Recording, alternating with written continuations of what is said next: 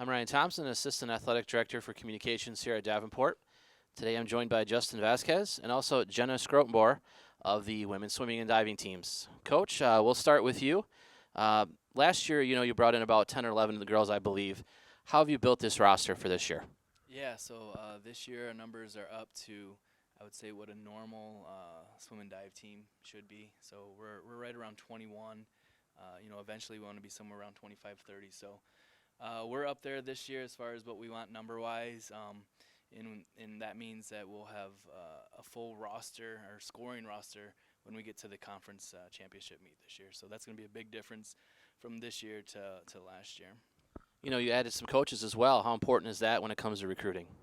Yeah, so we added Don Kimball, who I would consider one of the best coaches probably in the country, with all of his years of experience. And so having him and then adding Taylor as a volunteer coach, someone that he coached and she swam at a very high level, made a couple Olympic trials, recently graduated from Michigan.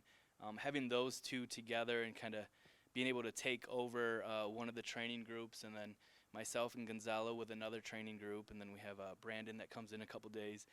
With the numbers and with the coaching staff that we have now, we're just able to do a lot of things differently this year.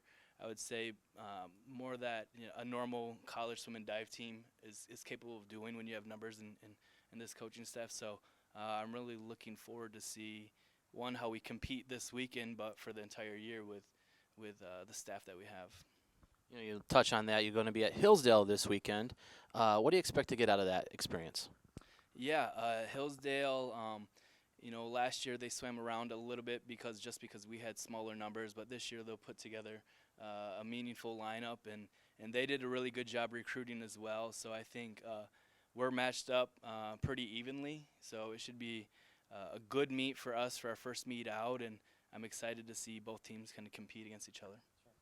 And then generally, some impressions you had as a first-year program from last year.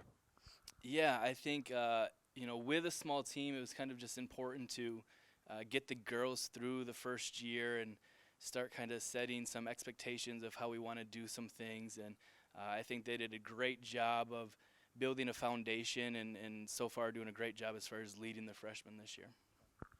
Jenna, for you, what are some of the team goals that you guys want to establish this year? I think a big one is that we're ready to go out there and make a statement that we can race and we're in the game too, that we're ready to just show everyone what Davenport swimming can be.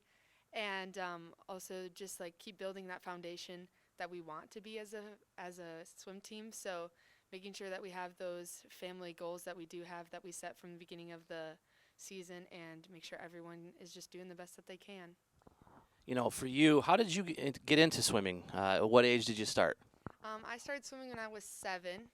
My mom was a swimmer in high school, so then I just wanted to be like my mom and go out there and swim, and I just loved the water. I always have. And so I just got in, and I remembered it was swimming ever since I got in. In the off season, what kind of training sessions do you guys do to kind of prepare for the year?